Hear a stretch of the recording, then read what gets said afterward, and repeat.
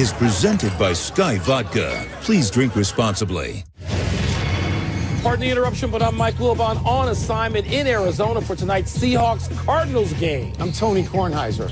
Amazing that you would be assigned to cover a game where you have a vacation home.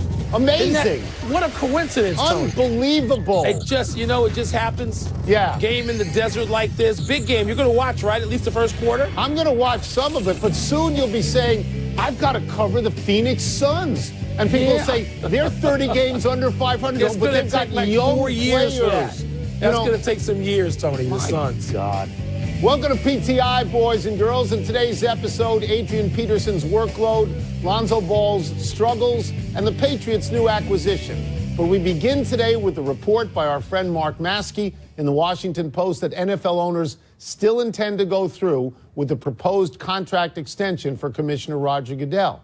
Now, yesterday, the New York Times reported Jerry Jones was threatening to sue the league and 6 individual owners on the competition committee if this happened.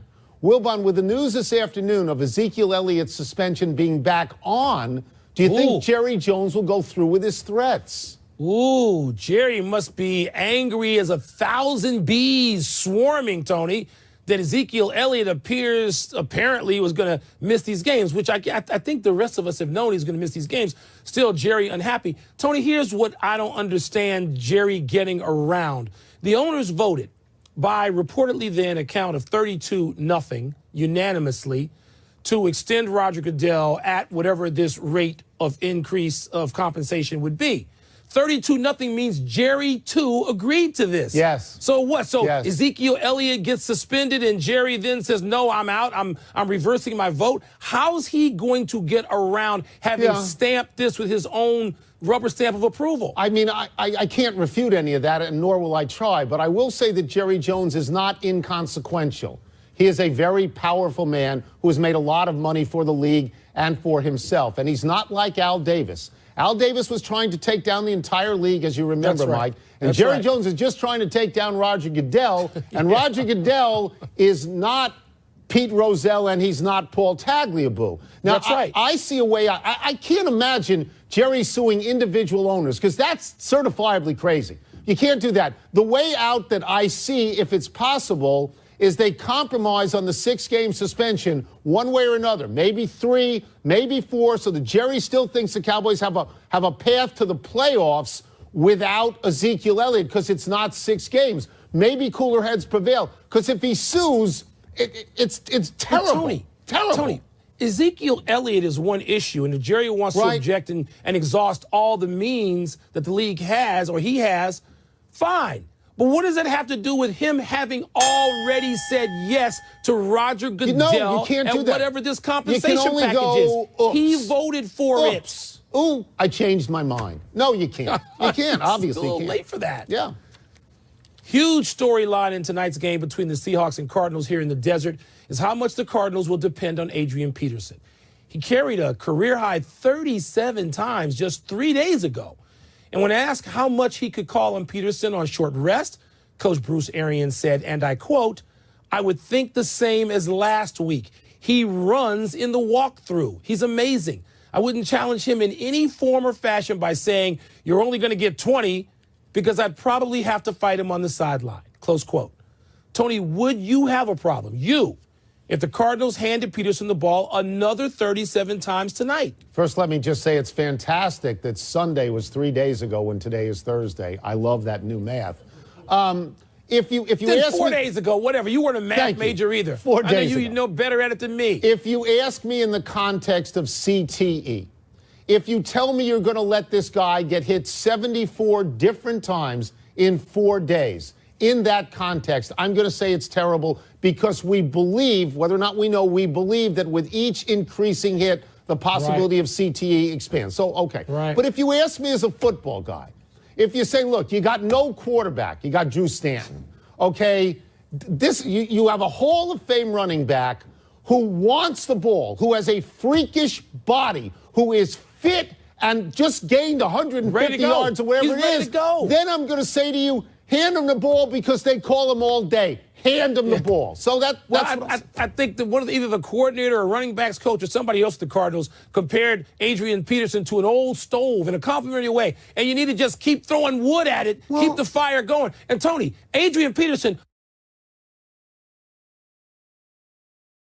to do this. This is important that everybody is on the same amount of rest. And it's possible they won't tackle as well or play as well. And you know what, Mike? He's not going to get 37 carries if he goes 3 and out the first 3 times. No. He's not. Tony, my over-under is 25. I can see him getting to between 23 and 27 carries. It ain't going to go north of 30. Hard to see that. NBC has announced its intention to utilize the Skycam angle for the majority of next week's Thursday night football game.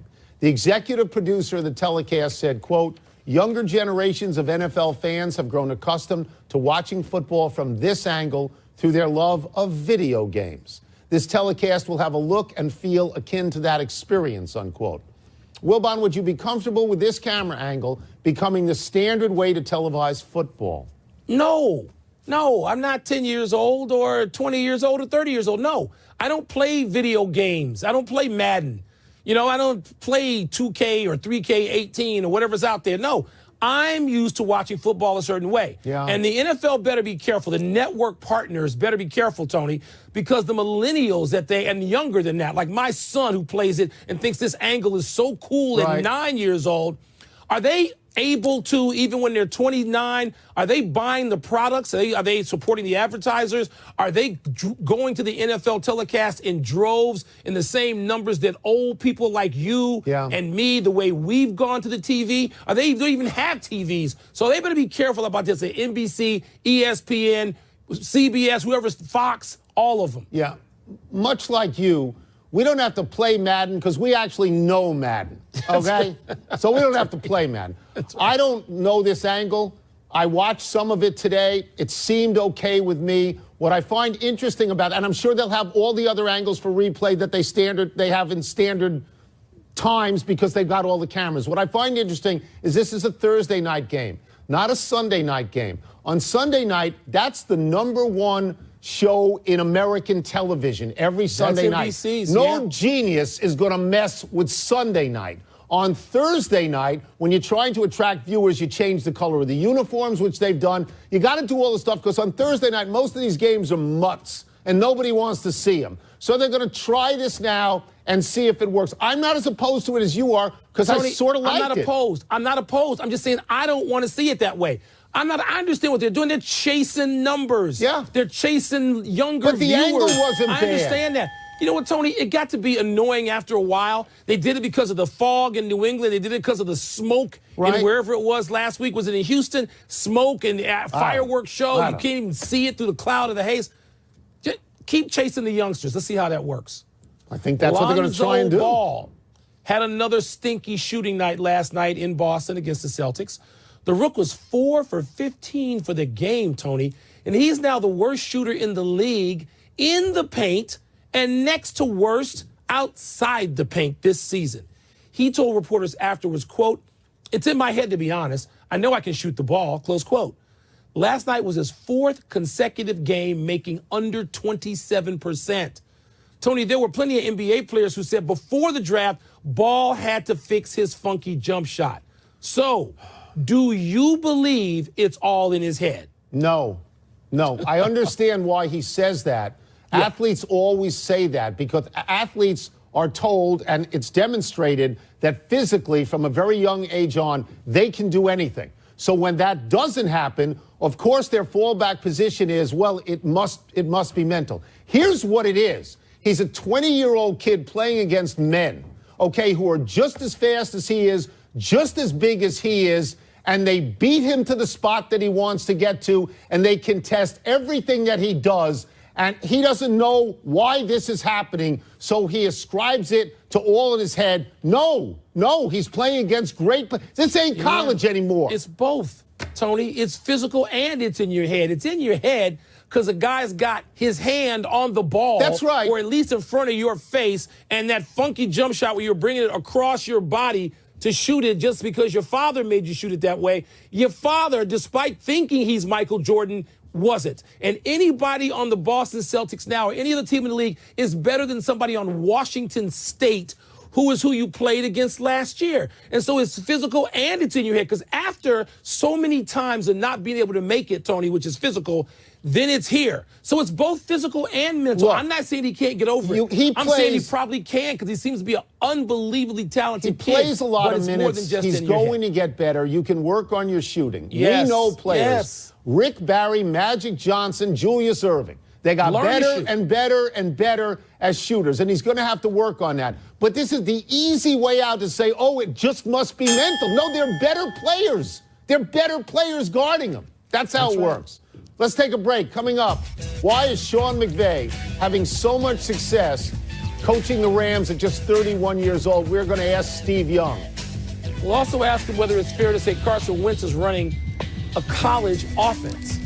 So you're not going to watch? Oh, you're going to be live tonight. You're not going to have to see it on TV. I'm at the game. Right. What are you talking about? You're covering it. I got Can't talked wait for into your it. story. I got talked into it. I wonder how Uncle Tony. Pardon the Interruption is presented by Sky Vodka.